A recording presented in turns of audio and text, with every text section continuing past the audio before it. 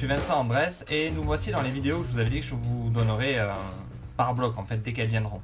Donc là, cette série de vidéos va traiter du timelapse. Un timelapse que j'ai réalisé en fait avec une GoPro, pas avec un appareil photo.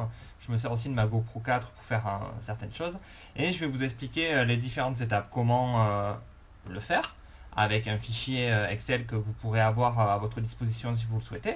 Après, un traitement via Lightroom, avec comment on va aborder le traitement par Lou & Co.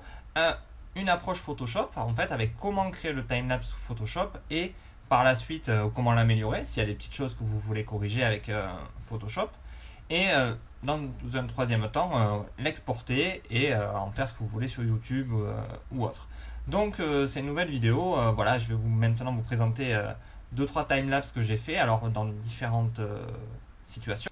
Sachant qu'on peut faire des timelapses autant avec un appareil fixe que si on roule par exemple. Vous verrez, j'en ai fait un dans une voiture pour tester, c'est assez rigolo et sympathique, donc voilà, il faut pas hésiter. Donc maintenant je vous laisse 30 secondes avec les timelapses pour que vous voyez un petit peu.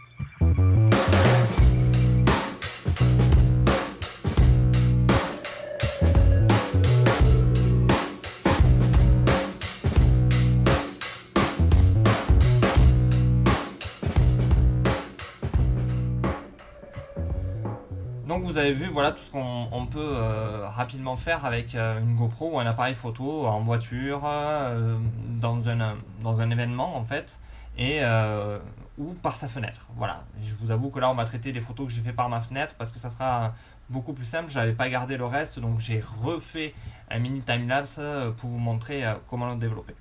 Donc ben voilà, c'était un petit teaser de ce qui va arriver et je pense qu'il y aura 3-4 vidéos, donc profitez-en bien. Et je vous dis, ben, faites des timelapses, vous allez voir, c'est quelque chose d'assez rigolo. On peut le faire dans un mariage, on peut le faire lors d'une soirée, d'un concert, d'un événement particulier. Enfin, c'est vraiment quelque chose que moi j'ai découvert et que je trouve assez sympathique.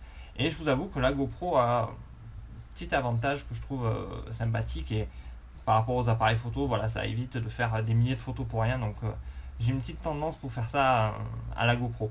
C'est aussi pour dire que la photo se fait pas non plus qu'avec un appareil photo. Je veux dire, vous avez certains appareils qui peuvent être vraiment très positifs pour ça, et il faut pas hésiter à s'en servir.